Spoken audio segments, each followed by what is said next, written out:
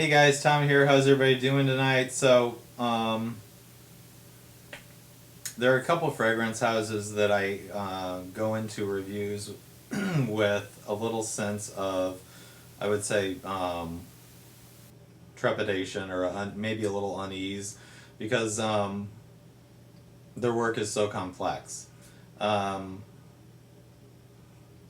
kind of like a whole nother level of perfume making with these guys and these houses that I'm talking about, and it just gives me a little sense of unease because I'm afraid I'm not doing justice to them when I talk about them. Just like the work of art that you have to step back and take your time and really think and study to appreciate some of the most talented artists in the world, so it goes with some of the most amazing fragrance houses. They're complete works of art, from the briefs that are created on giving the idea of the fragrance to the actual accords and notes that go into them to the tweaks that the perfumier makes when he's creating them. They're just stunning and amazing, and that's not to say that I'm in love with every fragrance of a particular fragrance house, far be it from the case, but I can appreciate the work and artistry that went into each creation by certain houses. So that's why I get a little when I go to talk about certain houses, just because they're so well thought out and so well planned. Serge Lutens being one of those.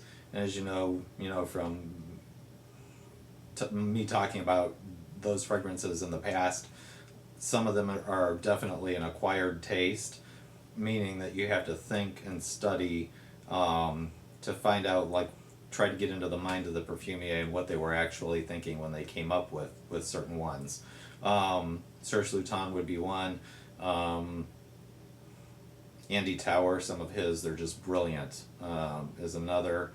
And this one, this evening, which is probably my favorite house, and that would be Amouage. So, tonight, their newest release, Amouage Interlude Man. So we're going to go into it tonight. My favorite fragrance house, probably right now, and this one blew me away. So we're going to get into that right now.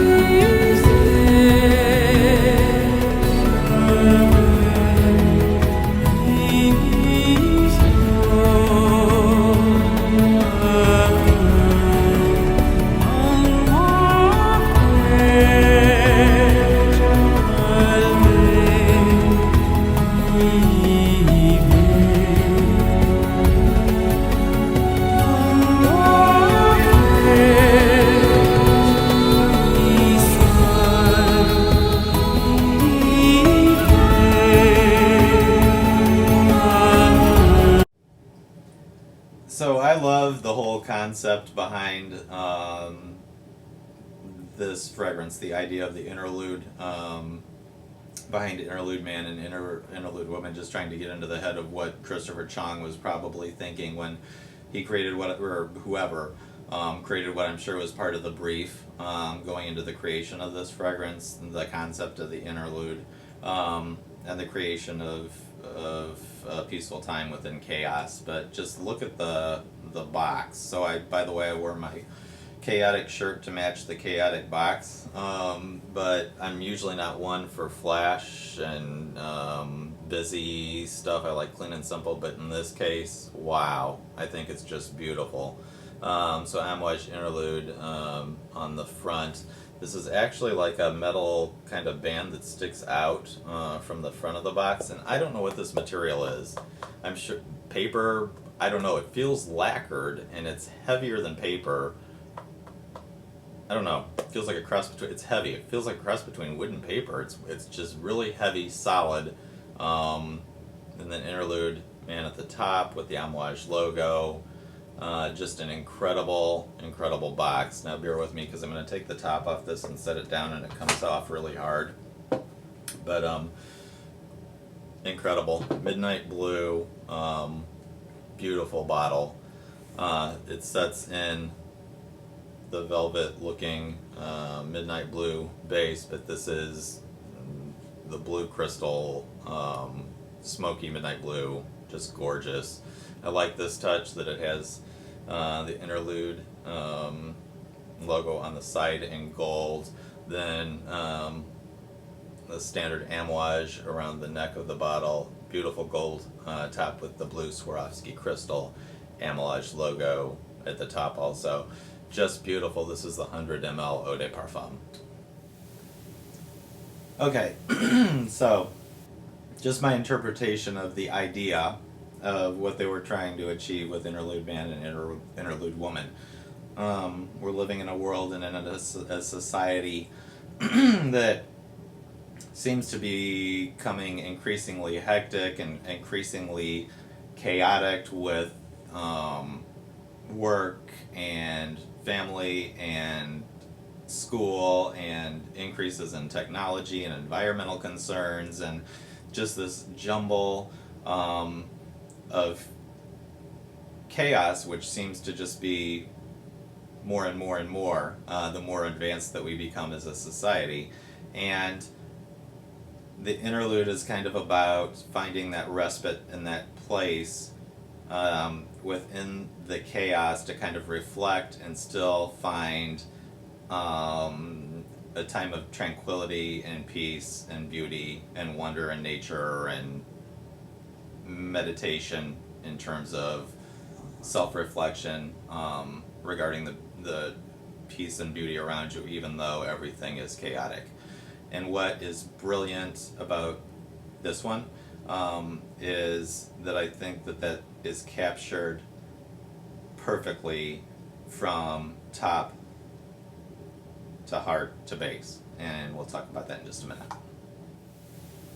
Before we get into the specifics and all the details, I have to say on this one, I mean, you can smell it out of the bottle and say it smells great, and that's good and fine, but this is one that I have not even scratched the surface on. I haven't had it for that long. I've got several full wearings from it now, enough to give my opinions on it, but this is one that needs to be, if you're into this, it needs to be pondered and studied. It's something you need to spray and think about and consider all of the facets and the nuances behind it and how the notes are composed to create this idea that is this fragrance, the Interlude.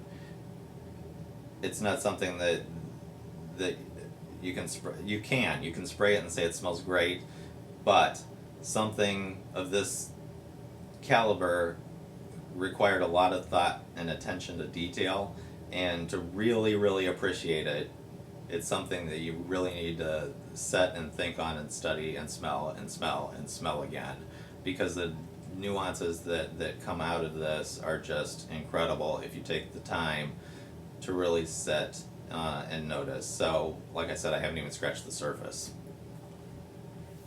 Okay, so the note breakdown.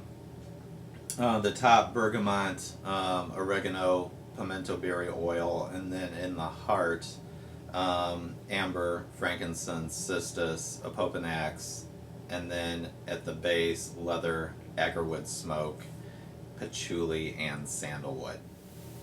So how how did the same perfumier that did Shanjan Unforgivable come up with this one? It just, did he have an out-of-body experience, or I gotta take a interlude break, go get some coffee and think about that one.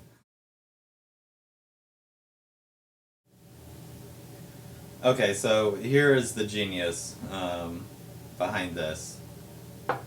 Like I said, from what I can discern, this is one that I'm just scratching the surface on. Like I said, you would need to smell and study for several years, I think, to get this one down. But there is no, with a lot of fragrance, when you initially spray, there's that alcohol burn off that you have to wait. Not with this one.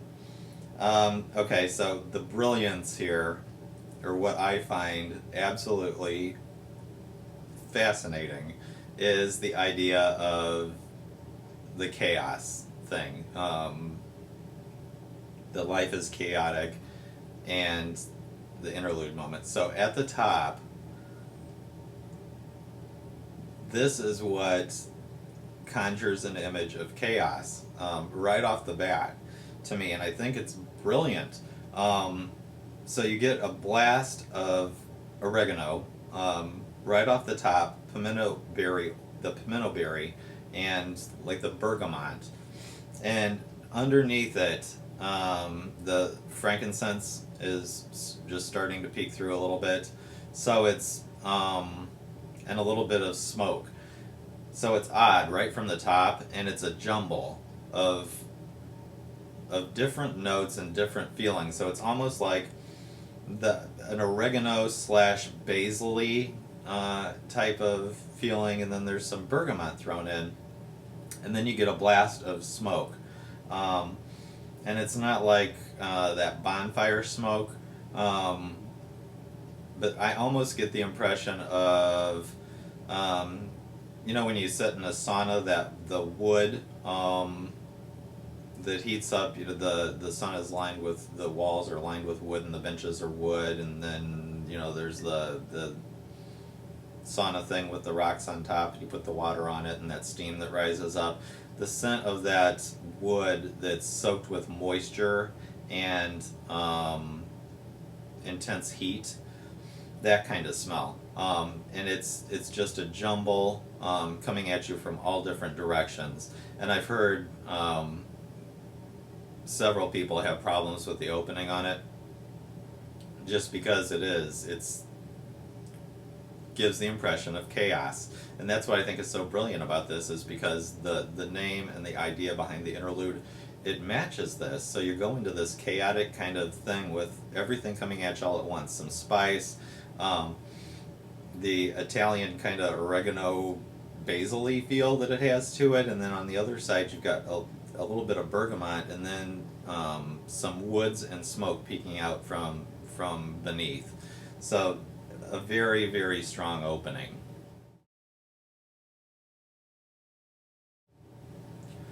So the top lasts a fairly good long time, in my opinion. It dries down into a milder spice accord, and those wood notes start to amplify and intensify a little bit, and then you get into the heart, which is just as stunning and amazing to me as the top. So going into the heart, you're still getting a little bit of that spicy oregano, basil-y kind of feel, in my opinion. But it tames down, and starts to settle a little. And then you get into like the frankincense and some of the ambery notes, and the Apopanax is awesome in this. Bisobalmer, which is, it's a plant that grows shorter. It grows in warmer and cooler regions. The warmer regions, where it grows, it's said to produce a superior resin, so I'm sure that's where this came from. But it's actually cut, and then the sap, it's kind of a weedy looking plant with yellow flowers, and the sap that comes out produces a resin that can be actually eaten. It's acrid kind of supposedly tasting, but when it's burned for fragrance purposes and also used in perfumes, but creates kind of like I would say like a lavendery type of light lavender incense kind of feel. So there's a little bit of that, like the lavender feeling from it, not a lot, just a touch, and then you get amber and frankincense from it, and cistus, the rock rose. There's a little floral to it, but what's so cool about it is, and I've seen this written in several reviews of this fragrance, is their treatment of the frankincense and myrrh in this one. Typically, with different fragrance houses, it tends to go toward the churchy kind of feel, like high mass or high church feeling with frankincense and myrrh and incense.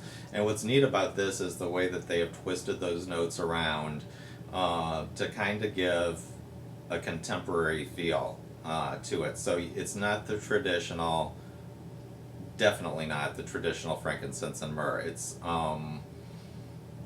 I don't know if it's the smokiness or the wood notes or just that touch, like I said, of a Popanax that tweaks it just the slightest bit and makes it feel kind of modern and contemporary. Again, talking about, like the progression of technology in our jumbled world, but yet a time to meditate and gain peace, the interlude moment. So you've got the jumbled up opening and now starting to slightly tame down with the woods and the Popanax and the cistus and the frankincense and myrrh calming down slightly.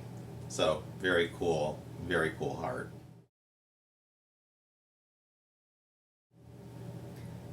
So it's going from chaos at the top to slowly calming down and then into the base, which to me is completely calm and meditative. So just a neat feeling and a neat story all the way through.